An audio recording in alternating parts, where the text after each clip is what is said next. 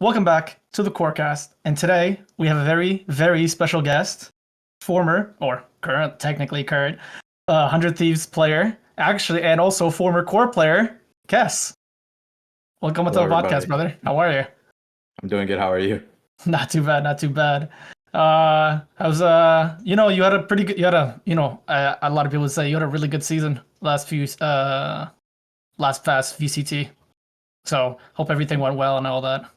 For the Mhm. most part. I know there's a lot of hectic in the transfer from Core to 100 Thieves. But yeah, I just wanted to get to know you guys. I want to ask the audience also to know who Kess is as a person more than just a pro player. So we just want to get into some few questions if you don't mind answering. Some things we want to know. Can you tell us where the name Kess came from? So back in like 2021, I believe, back when I was going to UC Irvine, I took like an astrophysics class, and God. in that class, I learned something about something called the Kessler effect. So it's basically where since we send a lot of satellites into Earth's orbit, there comes to a point where there's too many satellites in orbit, and if one of those satellites were to break, the debris caused from that satellite breaking would pretty much break other satellites with like the debris Hmm. and create more debris, and it's kind of like a chain reaction. So I thought it was pretty cool. So I said, why don't I take Kessler? And then I was like, okay, it seems a little bit too long, so I'm just making Kess. That's pretty much it. That's Okay, probably the okay. most unique, I guess, IGN, backstory I think I've ever heard. Like, so many people are just Yeah. like, yeah, people called me this when I was young, or I thought this was cool when I was 15 or something, but that's like, wow, it's actually got some, depth Astrophysics. to it. Like, that's awesome. Yeah. You brought astrophysics into this, so that's actually kind of cool. It's just space Um, physics. yeah, yeah. So I know you've been competing for a while, but when was the earliest you started competing? Like, it doesn't have to be Valorant specifically, but as a professional player in multiple games, when was the earliest you've ever competed in?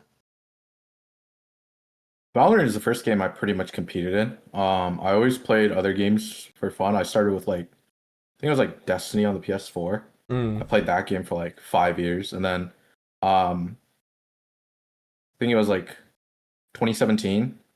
When I was like a sophomore or junior in high school, I started playing games on the PC, and I played a lot of Counter Strike, CS:GO, Hmm. and I wasn't really great at it. I was actually horrible at that game. So I guess those were my like training grounds in a way. Yeah, yeah, yeah. Um, and then when Valorant first came out, the beta, I was all over it and pretty much didn't really compete in Valorant. I was pretty on and off if you really want to get into the nitty gritty of me competing. It was like in 2020, 2021 where I started playing like with like a team, more of like a group of friends. But at that point, I had other things going on in my life, such as like school. I'm worried about my career, so I'm looking for like internships. Lots of pressure from parents to go looking for something as well. So I never really took competing in Valorant up until last year, this time around. Seriously, I was always like, I would show up for practice, play ranked on my own, and just like call it a day. If we lost, we lost. We just play in another tournament. Really wouldn't like think too much about like team hopping, improving that much. Just kind of chilling, I would say. Mhm. So, if Oh, you're playing and you're, I guess, scrimming with your team that consists of, your friends, you said, mostly, like, Yes. at what point do you, go wow, I'm better than this. If you say you weren't taking it seriously until about a year ago or so, how do you go from I'm scrimming with my friends to I'm good enough for tier 2 to then jumping all the way to tier 1?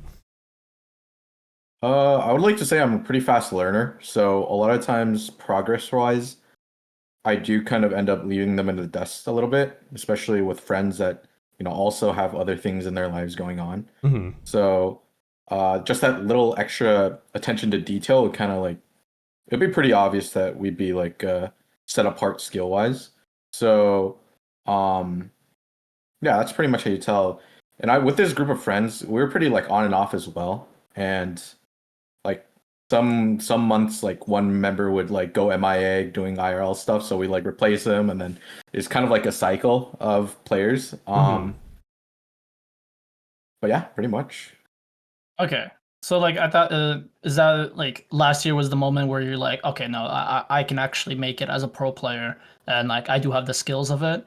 Um so you've competed with a bunch of players, you've been on a few teams, you've been with Core, you've been 100 Thieves, you've been with a few other teams and I know you were on NBG for a little bit also. Do you have a player in mind where you were like, this is the most outstanding player I've ever played with? Just top to bottom, they're from mechanics to in-game sense to calling, everything was just amazing. Do you have like a player in mind, or at least try to have at least as like a player in mind regarding that? That's a good one. See, I haven't been really on like an official team for more than about a year now. Um, which is kind of funny. I don't know if you want to hear about that story, but Maybe after this question we could. yeah, Yeah, we but can ask after this. Yeah. yeah, definitely after thinking about it, probably Quinn on MBG. He's not obviously like the most statistically outstanding player, but as a teammate, I really don't think I've ever seen someone as outstanding as him. To be like supportive, a leader, kind of like someone with a level head on, you know? So I would definitely, that's like the first name I come in mind. Yeah, I would think so. I would say Huen. Okay. Yeah. I know you said so like I know you said like there's no hate to like the other former players. It's just like what you think is your opinion on like who it is, because I know you've played with a few people. There's a lot of names to go by. They're all great players, but Quinn is just one up there when it comes to being like just a great teammate overall. Mhm. And then you said you haven't been with a team for more than a year. Because I mean, it seemed like you were upgrading more than anything. Because it was NBG, and then you were a core. You guys were doing really well at core, and then Mhm. the 2 days were like, oh, you're going 100 thieves, and then Yeah. you just have to like drop everything and leave. Yeah. So I kind of want to know how is can you give us like in a way a step by step on like how that happened in that whole situation, and like how like were you in a rush? Were you like how were you flown out and all that stuff? Yeah. I mean, it was absolutely a rush. Definitely hearing 3 days before the season and then flying 2 days out before the season that I'm gonna be playing. Um, would be like extremely like I don't even know if I was like nervous or anything at that point because it was so sudden. It was like kind of hard to like process everything, if that makes sense. Yeah. Um, I was actually so the exact story is that I got hit up by the GM of 100 Thieves, and his name is Joseph Jang. I think he's like the VP of like esports over there, and um, pretty much told me that I was like one of their main candidates to play in a couple of days, and that I'd be basically trialing the day after. And I mean, it's really sudden, and I had to find a slot with them because I had a match with Core the next day for challengers. So we kind of had to work around it. So it was pretty much I played my match against Burger Boys, and then 30 minutes later, I was in my trial. So it was an interesting 20-30 minutes. Um, What, you just won the game and you were like, all right, guys, gotta hop off real quick. Just go to yeah, yeah, the. exactly. It was like that. I was like, it's been a pleasure, boys, and it was a good game. And then I just left, and they were like, bye, good luck. And I was like, wow. Yeah. And And I'm for guessing those like 20-30 minutes, there was no like hard feelings, because it's like again, like anybody would take the opportunity if they were in your shoes, of course. no, I'm really good friends with the guys on Core, even to this day. They were more excited than anything. Uh, they were also sad because I feel like that Core team, we really had something going on. Yeah. We were all like we meshed really well together from the start, and it was like obvious that it was one of those teams where everyone has so much experience and the skill ceiling is so high that like not only can you like depend on your teammates to play the game with you, it's like you can also kind of have fun with them. And having fun on a team is one of the most like important things you can have. So it felt like pretty much perfect on Core. Hmm. I would say. So definitely sad.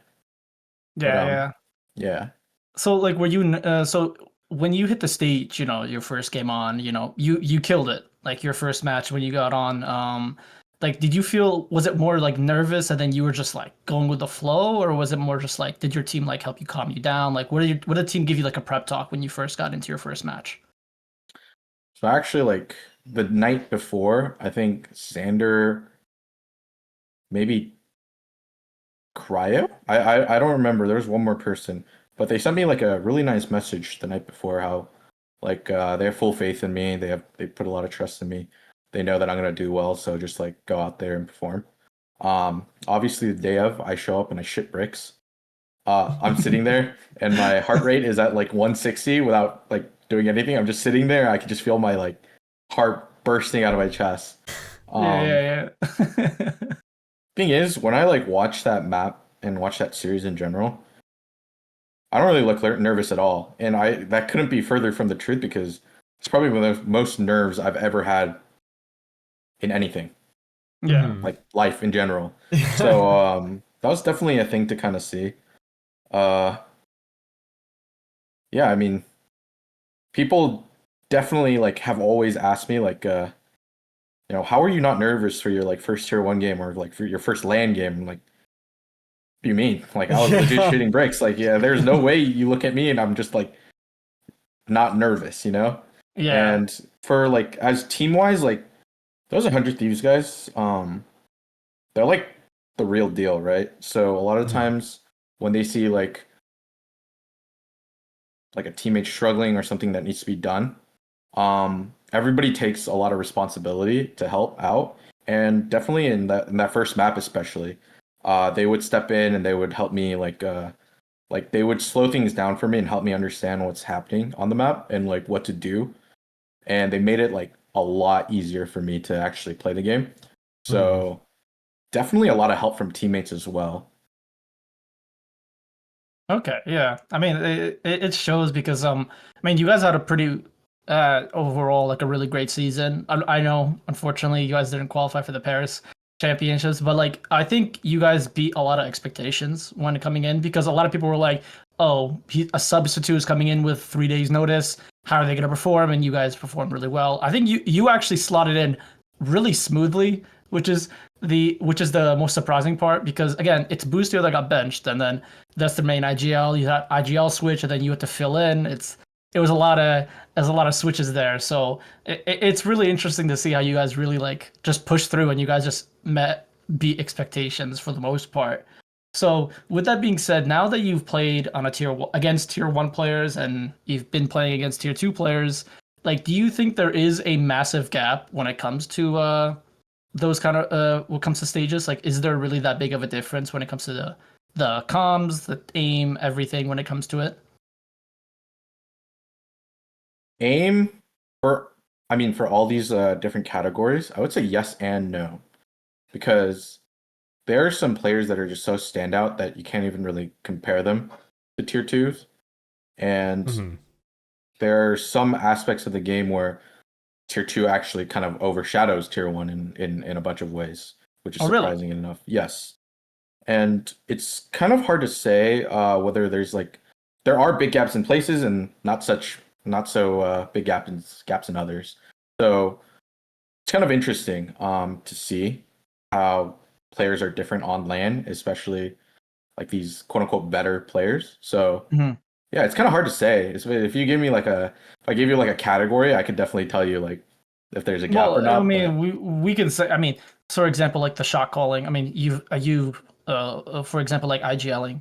Like, how is like the IGLing compared to tier one, like the strats wise and everything, compared to going to tier two, for example? Like, how is that? uh, definitely in tier one, everything is a lot more prepared, and it doesn't feel like you're like doing something new during the game. It's usually something you've ran. Mhm. A lot of times in tier two, you have a game plan and you practiced it before, but something would always kind of like deviate from the plan, whether it's like a teammate who peaks like too early or like a teammate who goes off script. There's a lot of things, but usually in tier one, it's a lot more predictable to see what your teammates are doing. Mhm. and everybody's kind of like doing their job in like the most complete way possible. Is how I would say it. Okay.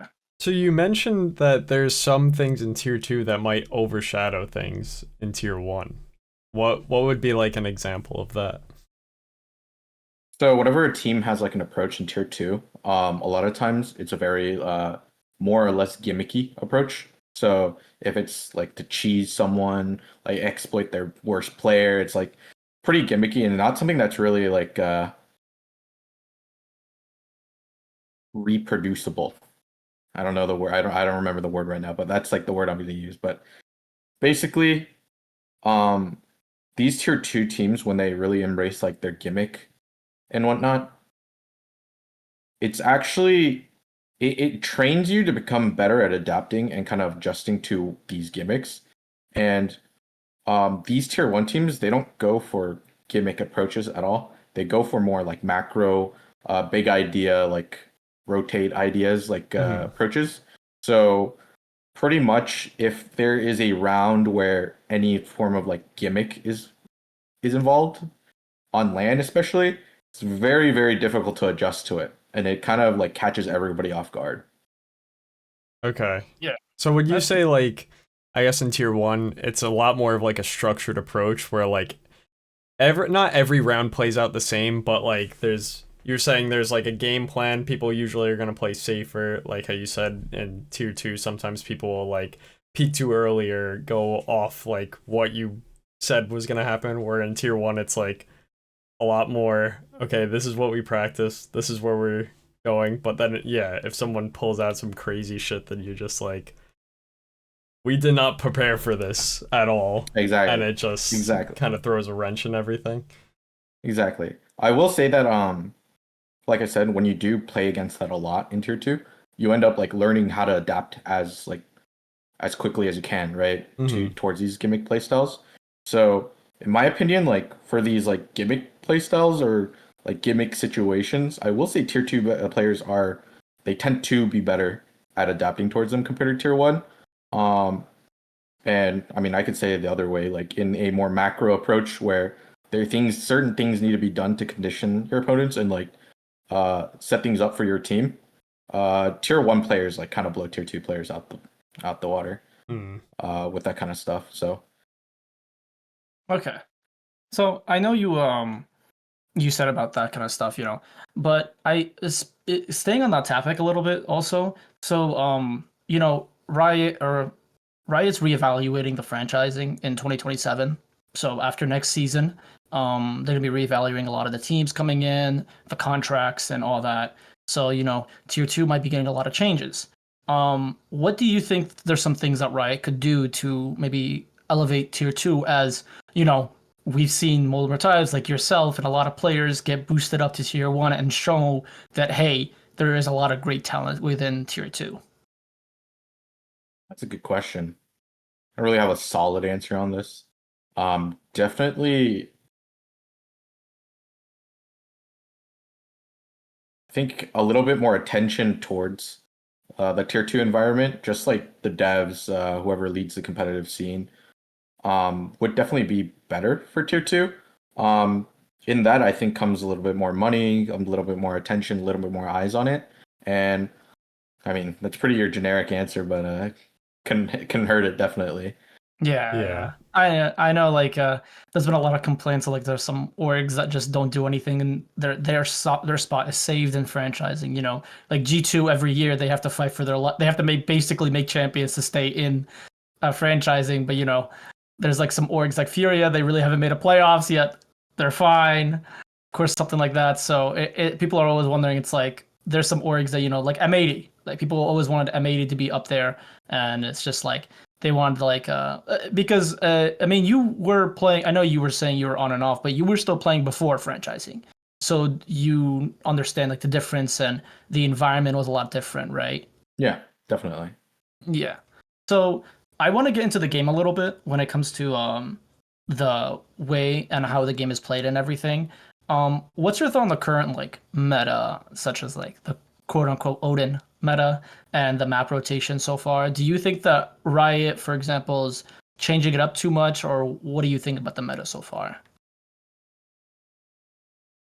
I don't think there's too many things that are going on in the meta right now that are so like that are big talking points, such as like chamber meta, like Teo meta. Mhm. It actually seems pretty balanced right now, actually.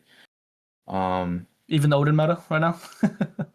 Thing is, like, I feel like the Odin is a gun where you have to learn how to be good with it, and it's like, especially playing a lot of Odin myself and watching like Brock get a lot of success with it. It's like there's a certain feeling that you have using the Odin, and a lot of people feel like it's like a stationary gun because your movement speed is slower. You don't one shot to the head, um,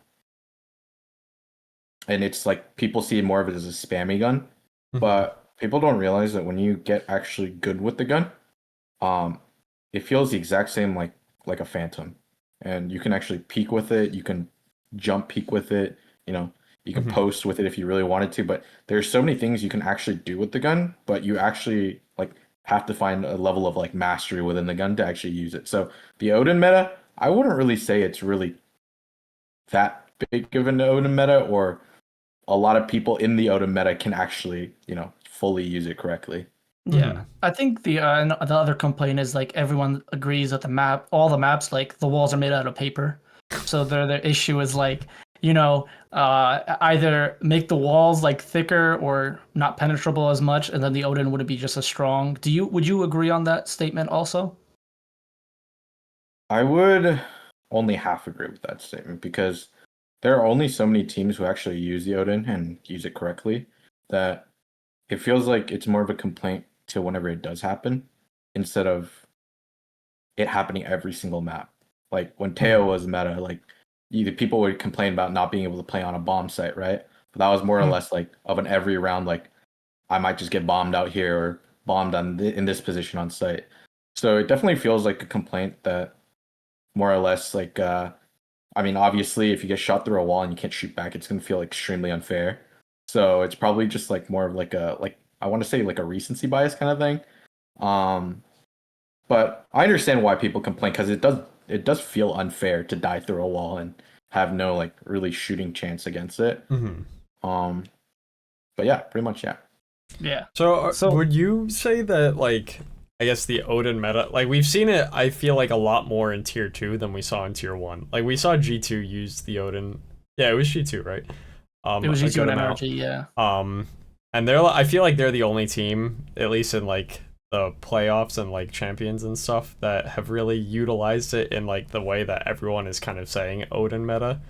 But so would you say that like it only people are just complaining because it's almost like a gimmicky thing more than anything? Like you said, yeah, it's unfair. It feels unfair if you get shot through a wall and there's nothing you can do. But it's yeah, like the Teo meta. It's like every round there could be a Teo problem, but every round there can't really be an Odin Yeah, problem. You know, like it's very yeah, situational. yeah. I would always also say like I think I've been strongly implying this, but the amount of people who actually use the Odin to full like to its full capability are like I can only name like a couple right now off the Hmm. top of my head. And the level of like visualization you need for like kills through walls without any scans, or at least chip damage without like scans, is very like it's a very different skill set than a normal like rifle player. Yeah. And I would arguably say like if you have a player who's good at visualizing people through walls, why not take advantage of it? Hmm. Um, So, I mean, it's gonna seem unfair if play against a player who feels like if it feels like you have like a dart perma stuck on your face. Um, and he's always like hitting you through a wall, and you feel like you're starting the round with like 70 HP, which is not very fun.